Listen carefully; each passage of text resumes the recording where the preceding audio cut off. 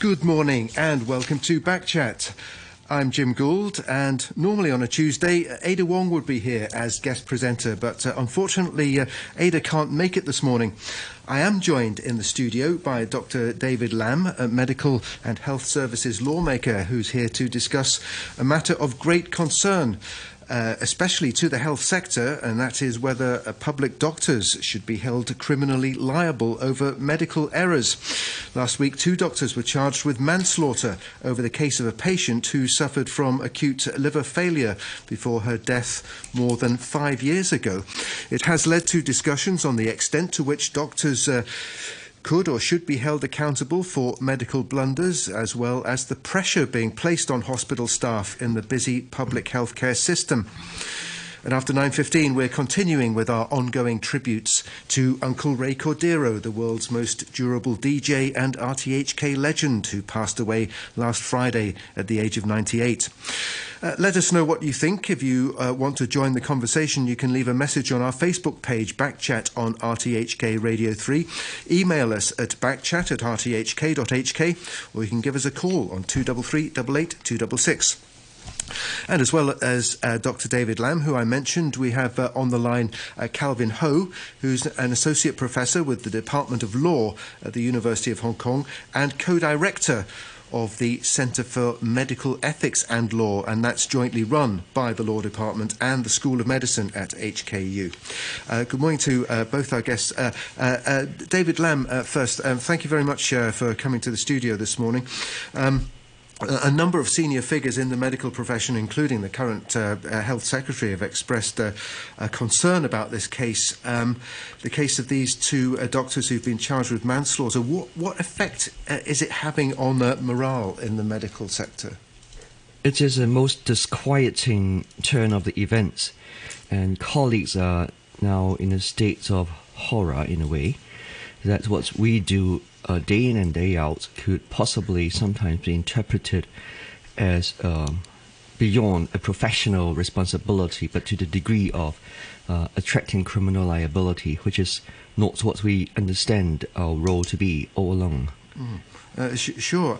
I mean, obviously there have been prosecutions in the private sector of things like beauty treatments and so on in the past, but a case like this would seem to be entirely different. I mean, these are public doctors doing their public duty, and you could argue that it couldn't be expected to get everything right all the time. Mistakes do happen. I mean, yeah. Exactly. The case that you quoted just now, which was a doctor who performed, say, anesthesia surgery under anesthesia in his office for a patient.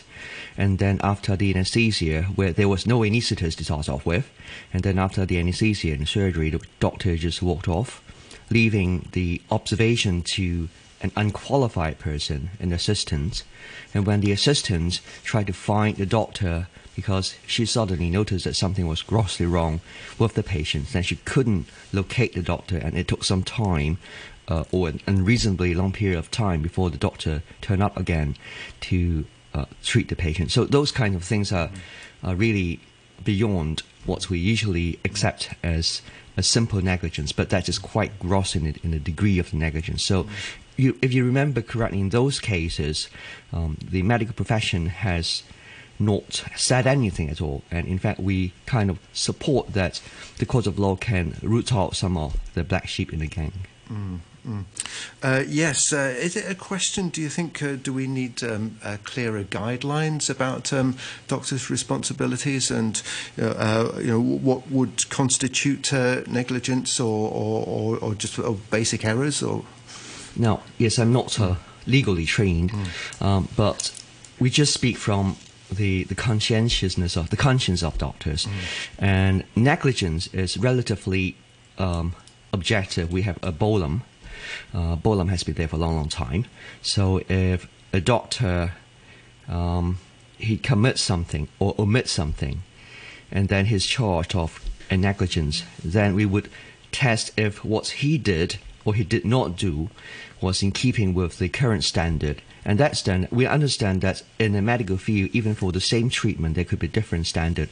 So if there is a responsible body of medical persons that is in line with what the doctor has done or has not done, then he wouldn't be held liable for being negligent. So that's negligence. But now, negligence is one thing. Being grossly negligent is another.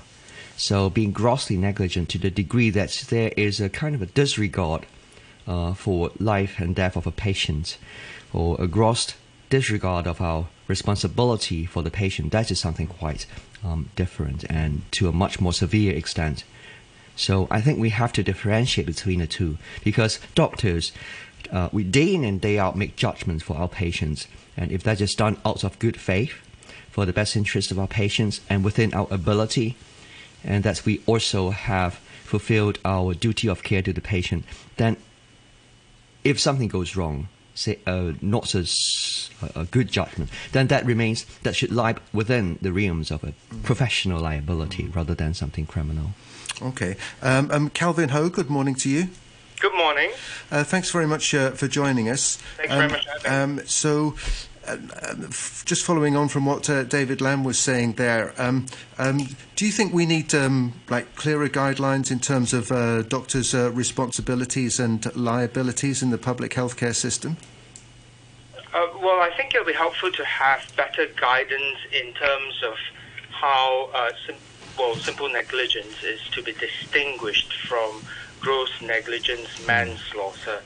Because I think there's broadly agreement in the field that as far as gross negligence, manslaughter is concerned, it should essentially be reserved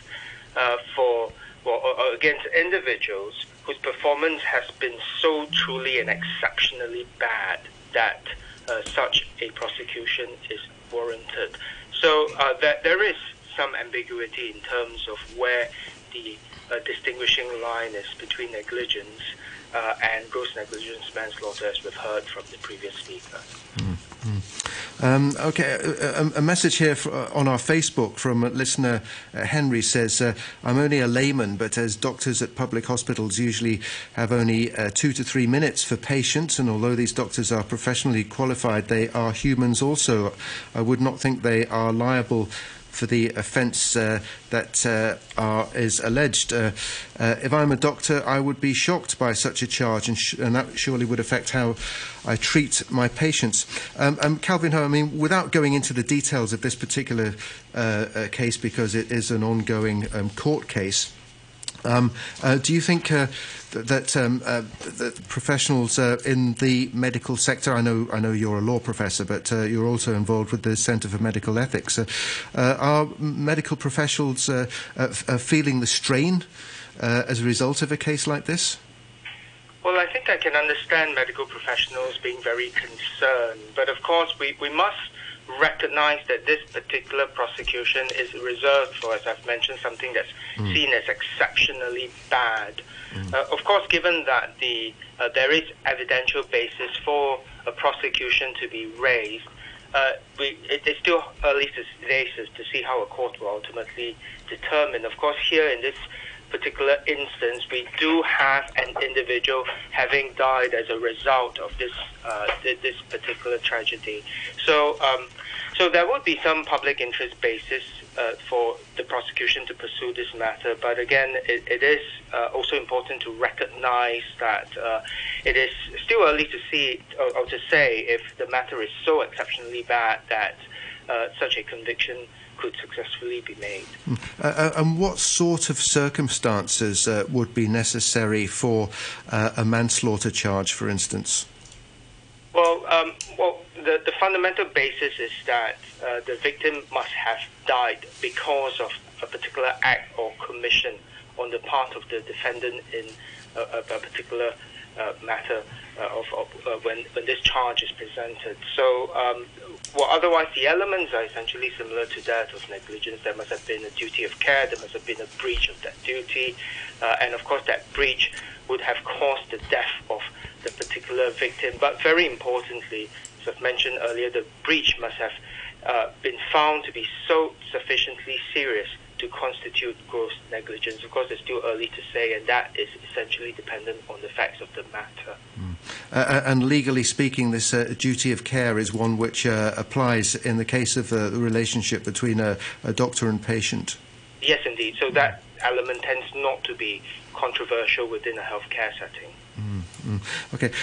Dr. Lam, just going back to the point that our listener Henry made, talking about a limited amount of time that doctors have to spend with their patients. How much of a a factor is that in the the atmosphere and the conditions that public doctors have to work under? I think the condition is definitely bad. That doctors are required to see too many patients in a specialist outpatient clinic. So generally, doctors stay late into the evening before they could finish all the cases that are supposed to finish by 5. So, and if you give them the time, it's usually talking about maybe less than 5 minutes on average per patient, which is grossly insufficient. So there is certainly a degree of system failure in the hospital authority, not mentioning any particular case, but generally. And this has been going on for not a day, not a year, but many, many years, and it's still not adequately addressed. So this is something that has been putting a lot of stress and strain on doctors and nurses as well.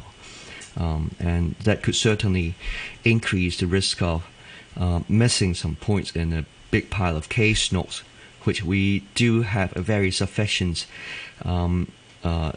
case records nowadays, because we have an electronic healthcare system that's basically got everything captured inside. But then the problem is you have a short period of time and you have a lot to read, and you have to communicate with the patient, assess his condition, and decide on the treatment. And if you compress all those in 3 to 5 minutes time, it's pretty difficult. So how long an average working day would a public hospital doctor have to do? Now, it varies a lot, but talk about myself. When I worked in a public hospital, for the first year is an internship, it's about 110 hours a week. Wow. And then, for the next 3 or 4 years, it's like about 90 hours per week. And then when I was qualified as a specialist, then it drops down to roughly 75 hours per week, and that lasted until the last day I was working in a public hospital when I was senior medical officer. So it's a long working hours, and then you have to be on call.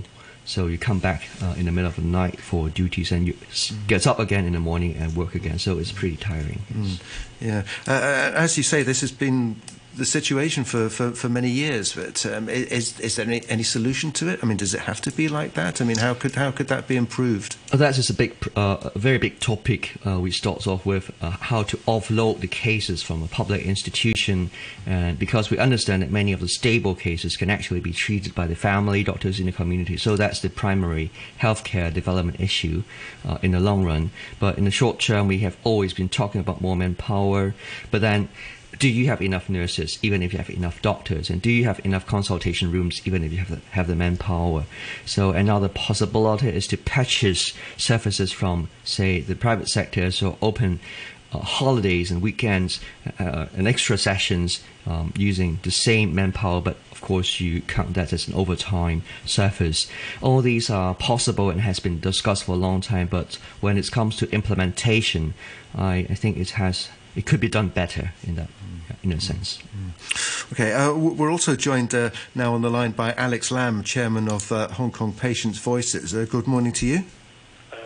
Good morning, everyone. So, Alex Lam, what are your concerns regarding, the possible effect on the relationship between doctors and patients as a result of what we've seen with this prosecution?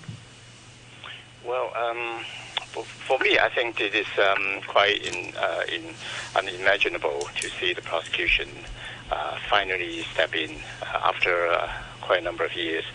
I thought that the case has been put to rest and everyone move on. But seeing this case, I was a bit shocked. I think my concern is the possible impact on doctors, because I have been talking to some doctors in my position as a member of the Medical Council, and I was told that there was quite a quite a number of discussions among the professionals, and they are concerned that this case, if the two doctors are found guilty of manslaughter by court, then there may be gradually a defensive medicine among the medical professionals, that they perhaps try to work less. I just, we have heard Dr. Lam mentioning about the long hours of doctors working in the public hospitals. So if the situation does not improve, then we will be seeing that either we see a lot of mistakes committed in future, or no mistake made, because the doctors may prefer not to work so long hours. Maybe they will try to work to see less patients. So the patients may suffer because we already see a long waiting line, especially in the special clinics. And if the doctors are unwilling to see so many patients every day, then because they want to have more time to see the medical record, and in the end, the patient will suffer. So what do you think should be done about the situation? Well, the prosecution is it just started. I think there's nothing to stop the DOJ to run the prosecution.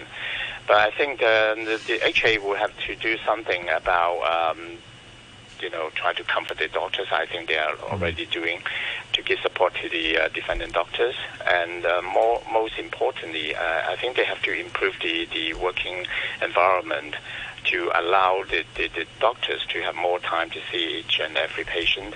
And obviously, in my view, in this case, apparently this is somewhat overlooking inadvertently of the medical records of the patients, causing the result.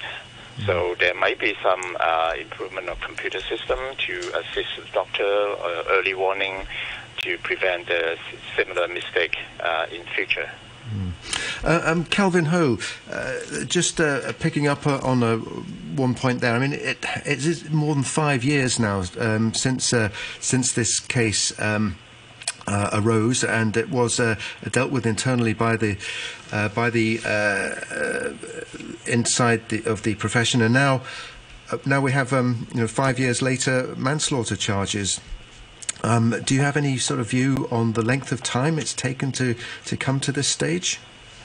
Well, the length of time is not unusual in matters such as these, but I think it might be helpful, in addition to what the other speakers have mentioned, is perhaps to consider a development in the UK, because there has been a review on the charge of gross negligence and manslaughter as applied to healthcare practitioners.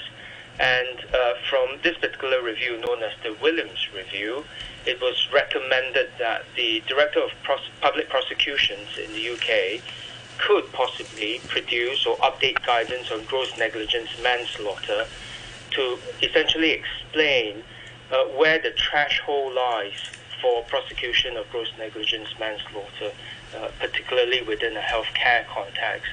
So this is perhaps a recommendation that the Department of Justice could consider here. And this might provide some assurance to healthcare practitioners that essentially such a prosecution is not intended to go after specific failings in practice, but rather to address public interest in ensuring that our healthcare system remains safe and reliable. David Lam, would that help, do you think, if there was such an assurance?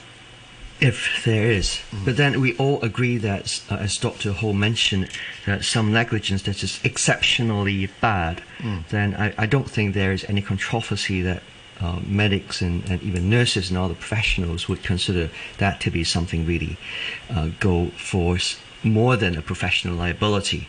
But then it's worries that when there is a case that has been heard by the medical council, I'm not going into any particular case, but in general, yes, and that the facts of the case has been reviewed to the profession, and that profession has formed a clear understanding that whatever negligence there is, it couldn't have been couldn't have been exceptionally bad.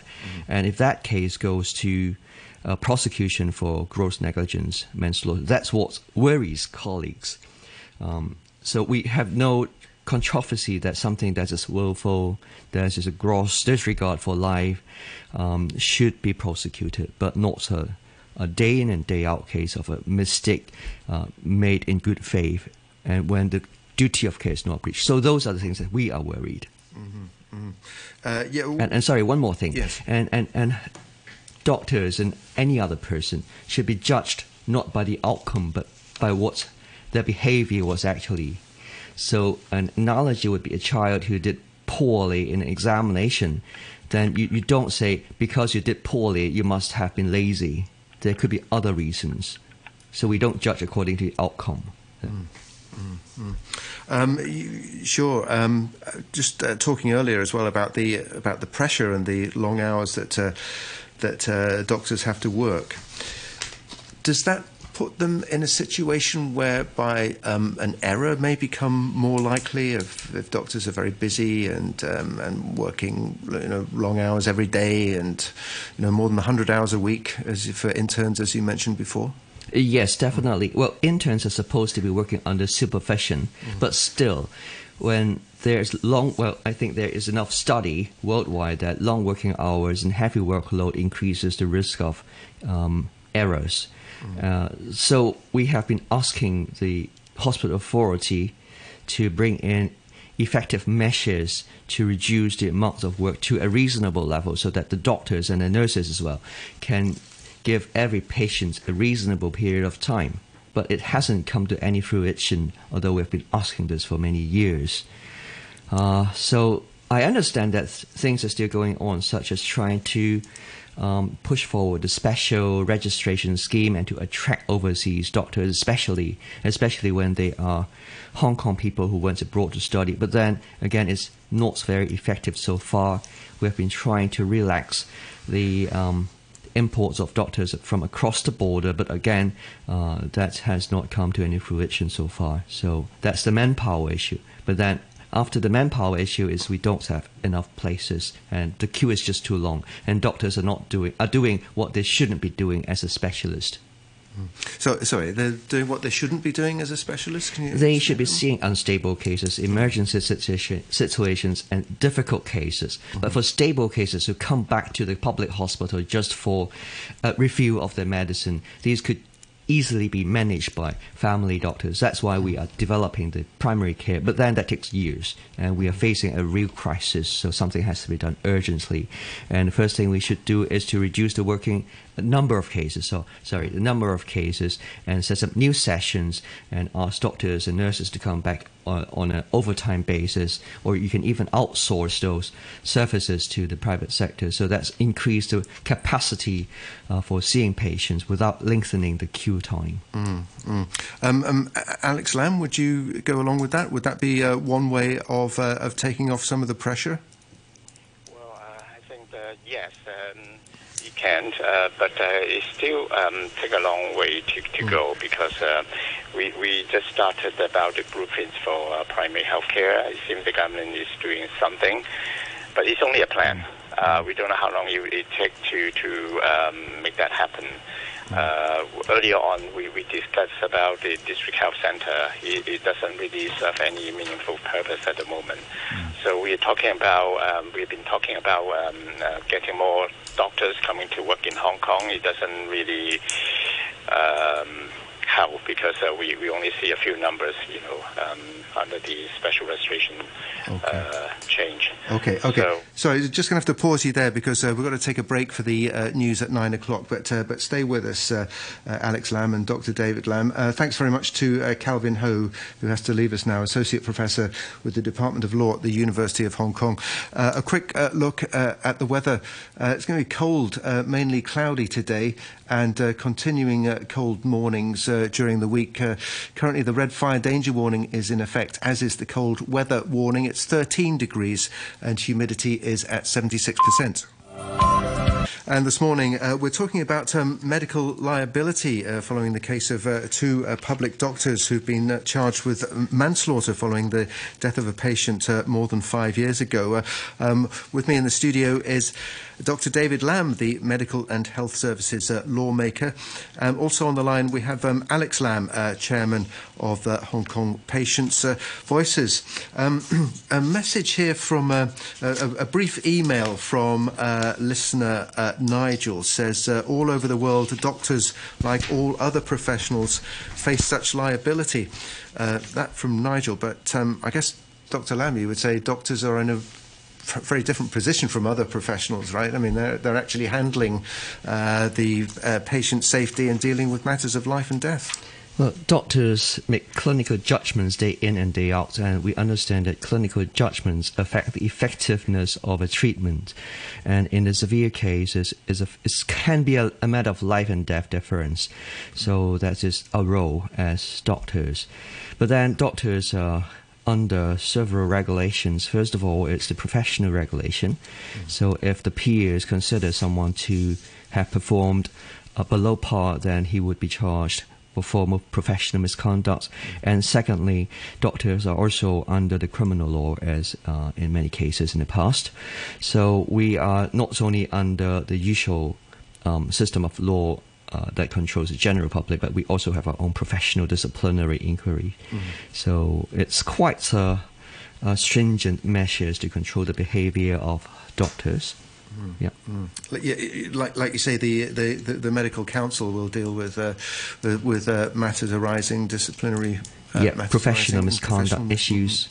Yes, and we understand that as adults we are fully responsible for all the decisions we make, but again, provided we do out of good faith within our capacity, ability, and we fulfill our duty of care to the patient, then whatever goes wrong should be under the professional liability area, but rather not attracting other more serious allegations.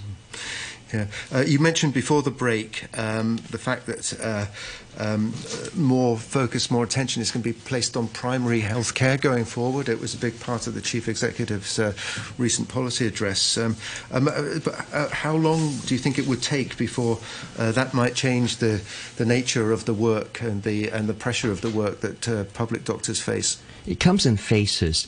The first thing we notice is that people in Hong Kong tend not to have their family doctors. Studies show that only about 40% of our public have their own family doctors, and they do not always see the family doctors for chronic stable cases, but then they use the family doctors for things like common cold, gastroenteritis, which can be dealt with certainly by the family doctors, but they can do much more than that.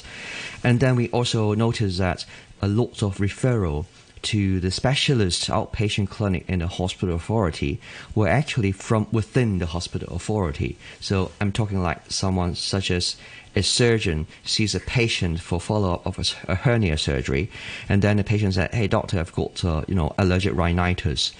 So the doctor tend to just write a referral note and send it to the ENT surgeon. So all these adds up, and we do have lots and lots of internal referral cases.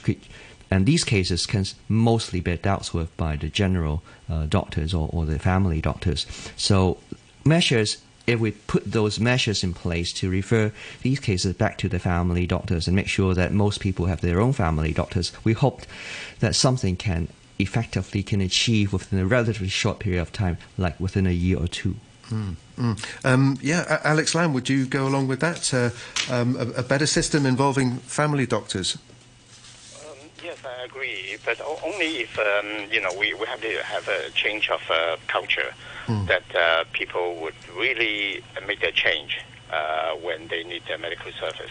That there has been years, decades, that people rely so much on the public healthcare system that they do not tend to go visit a private clinic, probably because of the money they spend will be different.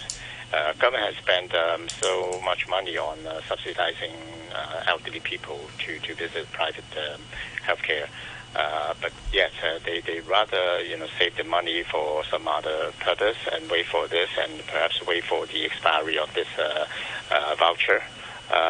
It's not it is not making any good progress, then we have to make some other change, including something new that I wanted to mention before the news, that the Hong Kong government should consider establishing the third medical school, because the second one in Hong Kong, the last one in Hong Kong, was established some half a century ago when the population wasn't that high. And we have a huge population, 7 million people, and we only have 2 medical schools. I think we should start discussing about having the third one. Because with the third one, we have a role to increase the number of doctors by changing the numbers of students in this new medical school, and that we have a leading role to control the number of doctors trained in Hong Kong and work in Hong Kong. So more doctors trained, more medical graduates.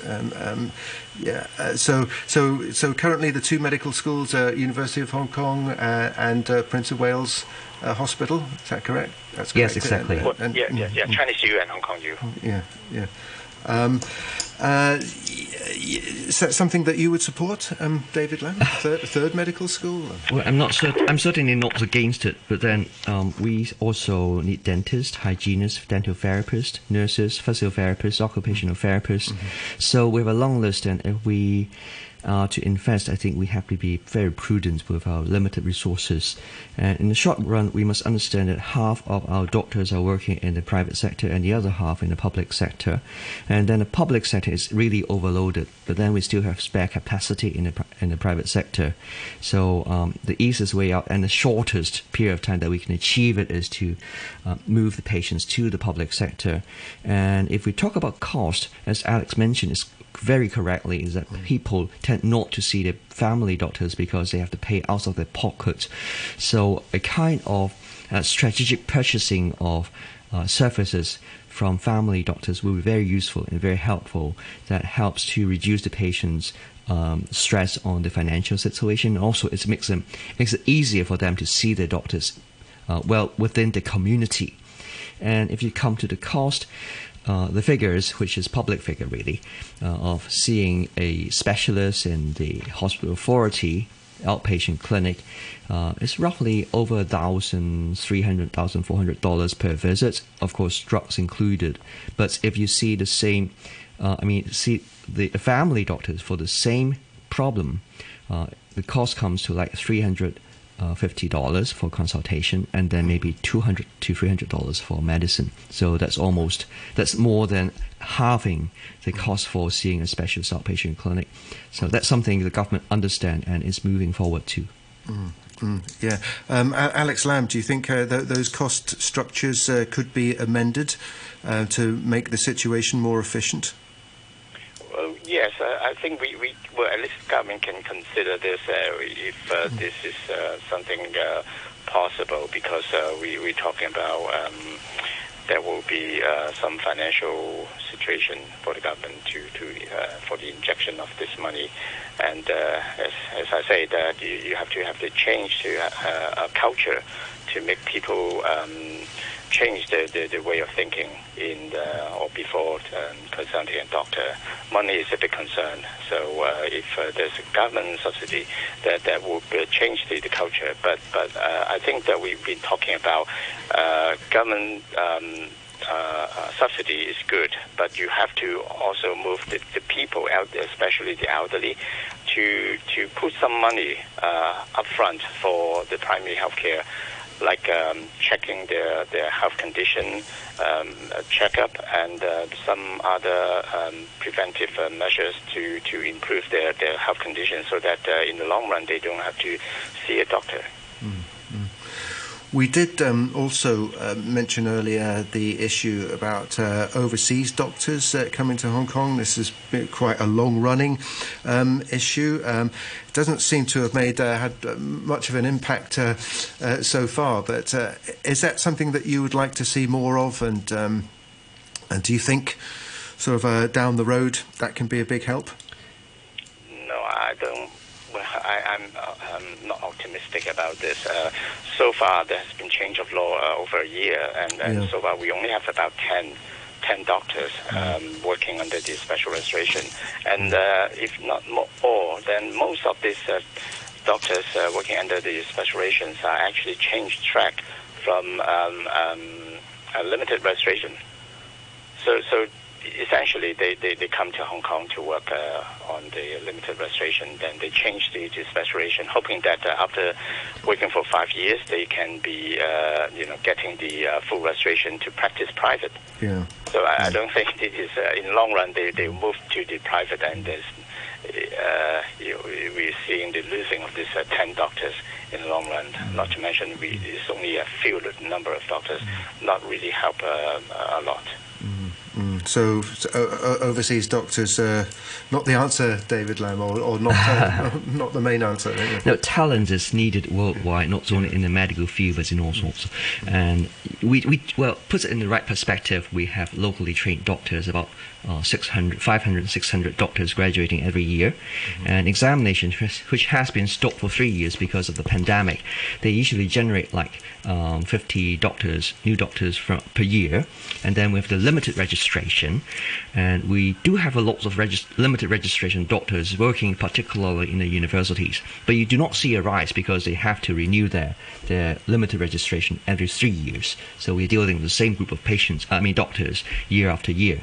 Then now we have the special registration, which takes time to show its effect, and the progress has unfortunately been relatively slow. And then I understand that the hospital authority has a plan to attract doctors from across the border to come to Hong Kong to work as kind of senior doctors working here in our hospitals. But then we're talking about 10 to 20 doctors per year, and that's not a lot. So yes, we do have a problem with increasing our human resources, a pool of human resources, and that takes time to build up. And I believe what we can do at the present moment is to shift the balance, shift the patients out to where we still have capacity. That will be the easiest way out and the quickest way out. Okay, well, thank you very much for explaining that and talking to us on the programme this morning. That was Dr. David Lam, Medical and Health Services lawmaker, and thanks very much also to Alex Lam, Chairman of Hong Kong Patients' Voices. And before the break, we heard from Calvin Ho, Associate Professor with the Department of Law at the University of Hong Kong.